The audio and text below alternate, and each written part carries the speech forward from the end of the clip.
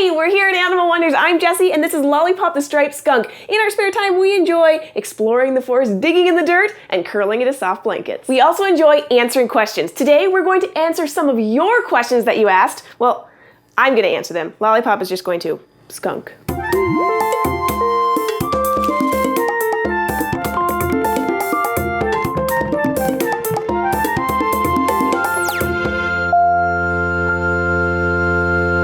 Let's get right into the questions. Troy R. at Coogee Mouse asks, because there's never a day that animal care can be ignored, how do you ever get a day off? Yes, this is a big deal. Animal care is an everyday job. There's just no getting around it. For me, a day off is just having to do the animals without having to do all the other stuff like business emails, meetings, and presentations. Since we don't have any other employees, animal care falls directly to me and Augusto. And every once in a while we get to take a short trip, but it takes a lot to train someone to take care of the animals while we're gone. Next question from Satwik Chalasani. Do you have an end goal for number of animals you will be helping? We don't have a specific number. We're just constantly adjusting to whoever comes along that we have the means of taking care of. We do have to turn away a lot of animals simply because we can't provide them care without putting our current animals at risk financially. There's also only so many animals that Augusto, me, and a few volunteers can care for. If we do end up getting more animals, I'd like to have another employee to help take care of the daily tasks of animal care. All right, next one from So Lin.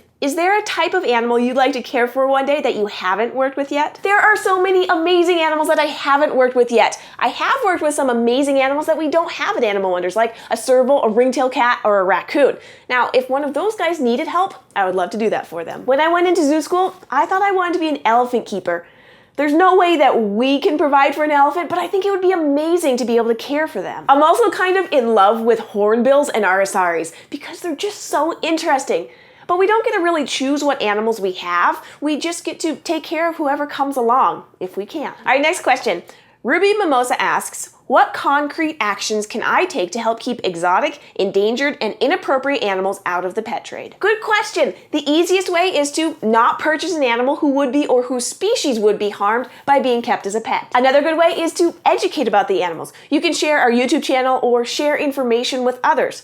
The more someone knows about an exotic animal and the care they require, the less desirable they might seem as an impulse buy or full-time responsibility. You can also prevent inappropriate animals from being kept as pets by the general public by being active in your local government. In the United States, many laws are passed by city councils banning certain species from being owned within city limits. There are also sometimes statewide bans. The reason that many of these laws and bans were proposed was because citizens spoke up and voiced their concern. Last question comes from Raid Freak. What's your opinion of zoos? Would you ever consider converting to a zoo if your place got that big? I think the idea of a zoo is wonderful, and the reality of animal care and conservation efforts in many zoos is absolutely spot on. Some zoos, not so much. There are a few differences between Animal Wonders and a typical zoo. One is that we rescue most of our animals. The big zoos that have the largest or most endangered or difficult to care for species usually belong to a zoological association. Their animals are carefully regulated by breeding programs in order to propagate a healthy population. They usually don't take in many rescues because their genetic history is unknown. Also, zoos have their animals on display most of the time. The animals that we have often been through a traumatic event that causes them to have anxiety. Some get extremely nervous around strangers and are only comfortable in front of an audience if they're with someone that they completely trust. This is why our presentations work, but why being on display wouldn't work for them. I'm also very focused on education, and I feel the best way to learn about an animal is to have a person presenting the information to you in a fun and interactive way. So there is the possibility that at some point we might have guided tours at Animal Wonders, but we'll just have to wait and see. Thanks for asking all the great questions. I hope that you learn more about Animal Wonders and the animal care world. Lollipop is done answering questions now, so we're gonna call it a day. If you guys would like to go on an adventure with us every week, you can subscribe to our YouTube channel, Animal Wonders Montana. If you have any questions for me or Lollipop, you can find me on Twitter, Tumblr, and Facebook. Thanks, guys. When she was younger, before coming to Animal Wonders, she was yelled at, had things thrown at her, was covered up and shut away. We decided that it was her turn to get pampered.